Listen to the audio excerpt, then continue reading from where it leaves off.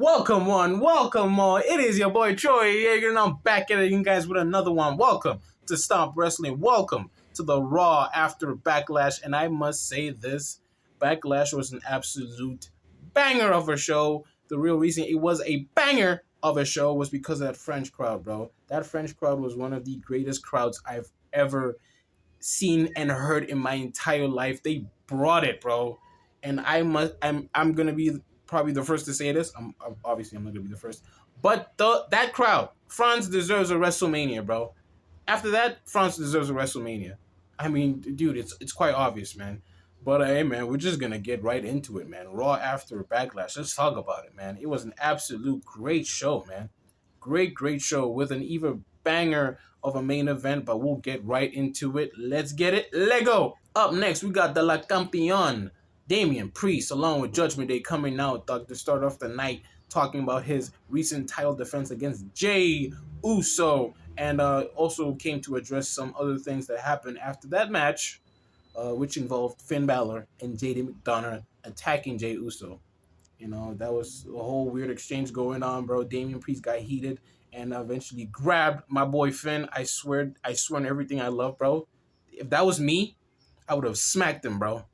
I don't give a damn, bro. We've been in a group for like, what, 3 years or 2 years now? You are not grabbing me by the chin like that, bro. But I'm getting off topic here. Anyways, man, they came to address that. Finn Balor and Damian and JD was actually going to apologize to Damian about that. But in Uno reverse, Damian Priest was the one who wanted to apologize to them. Things got a little intense, you know, and I don't know, man. Something cooking. I believe it for now, but something's happening, bro. Damian's starting to, you know, the power's getting to his head a little bit. You know what I'm saying? Like, the power's getting to his head since Rhea's gone. But, you know, and then I'll get into it. But, yeah, after that, Finn Balor wanted to address that he wants to get a first-round bye since Drew McIntyre was unable to compete in the King of the Ring tournament based on his hyperextended elbow injury. But Adam Pearce did not allow that. And he said that Finn Balor has to earn his shot at winning the King of the Ring. So the man who would replace Drew McIntyre was main event Jey Uso.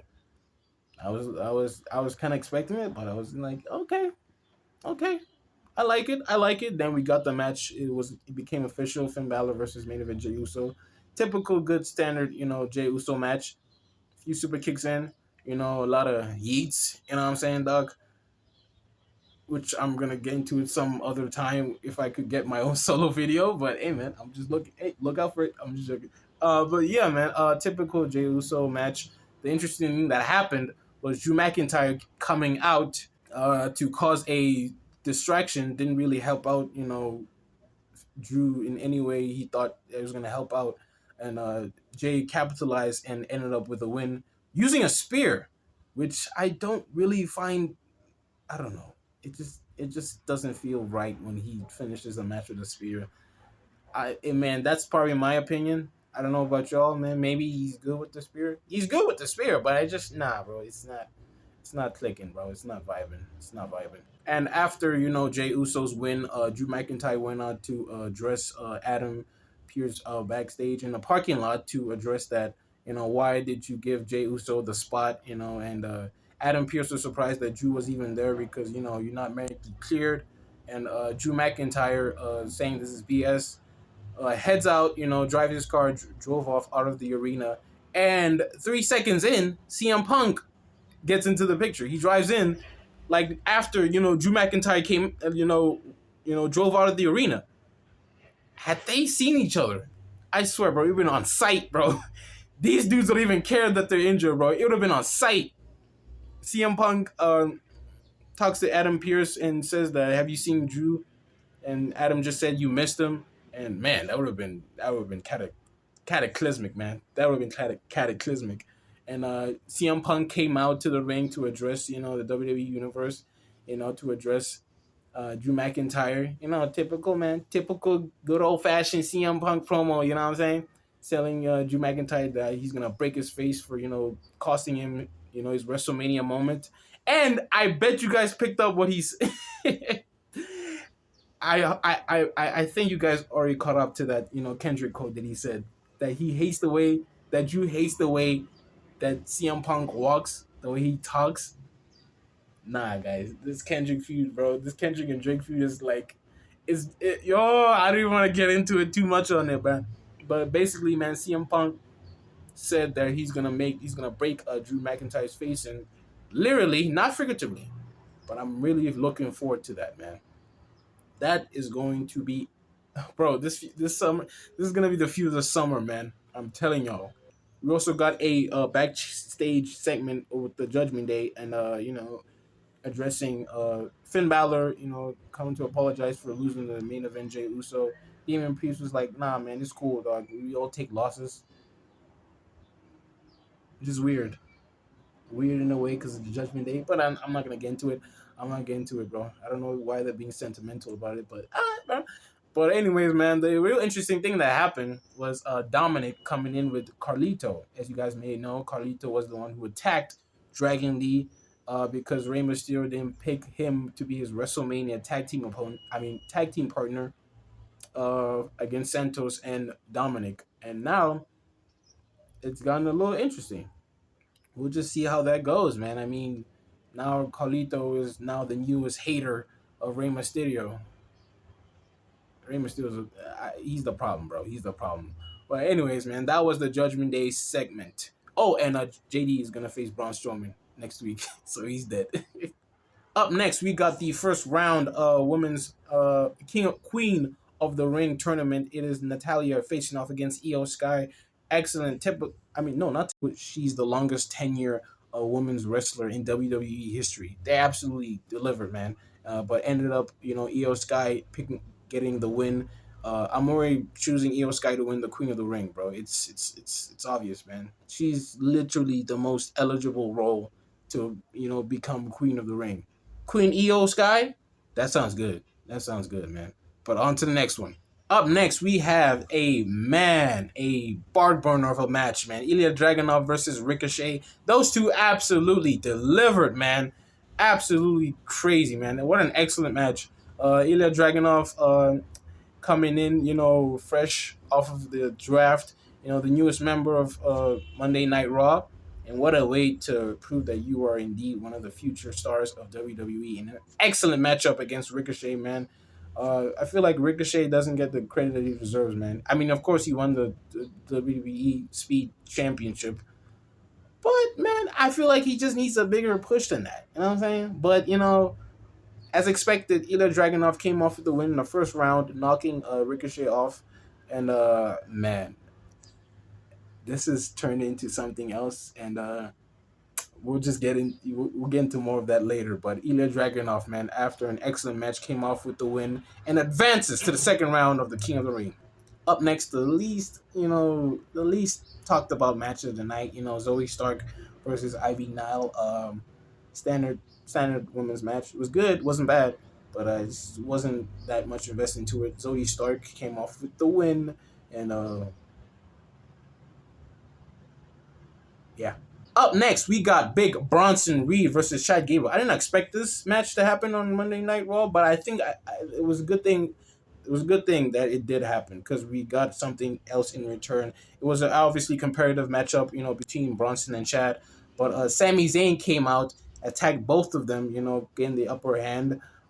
Chad Gable trying to reverse him, the suplexing him. But in the end of that brawl, Bronson Reed was the one who picked up and thrashed both of Chad and Sami.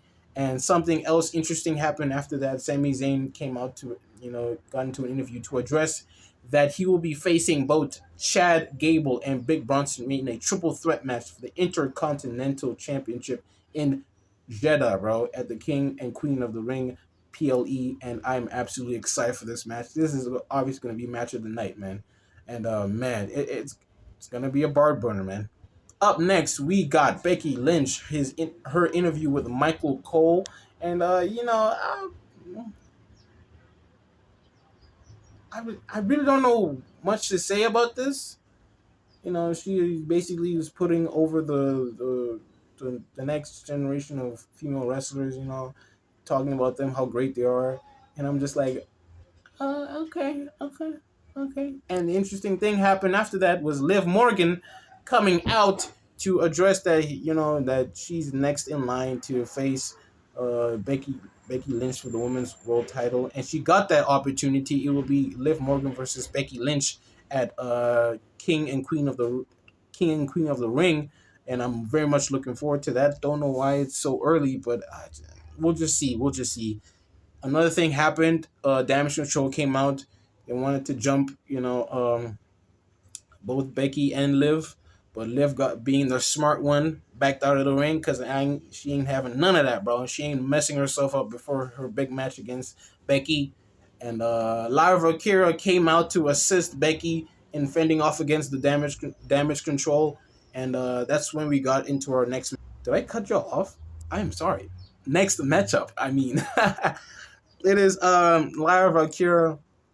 Guys, I'm sorry, bro. This is weird, but just bear with me, bro. Just bear with me. Lyra Valkyria versus Dakota Kai. Absolutely, it was an excellent matchup. It was good. It was good. It was good. Really showcased Lyra Valkyria's potential. Become one of the big stars of WWE. And surprisingly enough, not surprisingly, I'm glad they didn't make this happen because we didn't want the whole damage control issue. Dakota Kai versus EO. Nah, bro. So Lyra Valkyria picked off, was the one who gained the win. And it will be Lyra Valkyria versus EOS Sky. Very much looking forward to that. So, yeah.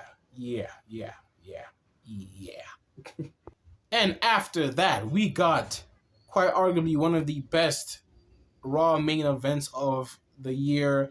We got the banger after banger after banger trilogy of Sheamus and Gunther. This absolutely cooked as usual. These two, and man, whenever these two are in the ring together, just brutally magical, bro. Just absolutely incredible, man. And surprisingly enough, the match ended with a submission because Sheamus tapped out. That was very surprising. And Drew McIntyre is going to be he's going to roast him, bro, on this, bro. But absolutely incredible matchup, man. From start to finish, man. These two were just slapping meat, bro. Big meaty men slapping meat. That is the name of the game. But that is, as much as this match was fire, I think the real news from this is that we're going to get Ilja Dragunov versus Gunther. I don't even want to say anymore because we'll just wait for that to happen. Anyways, thank y'all so much for tuning in to Stomp Wrestling Raw Review after Backlash. It has been your boy, Troy, to the yay, to the girl. Follow me on all socials. Follow Stomp. Subscribe, bro. Hit that noti, bro. Turn on the notification. Alright? And comment, please. It would be much appreciated. And without further ado, I gotta get ready for tonight. Because, I gotta thrash a certain member of our group. I'm looking at you, KJ. I'm coming for you. And Ricardo, play fair. See you on the next one. Deuces.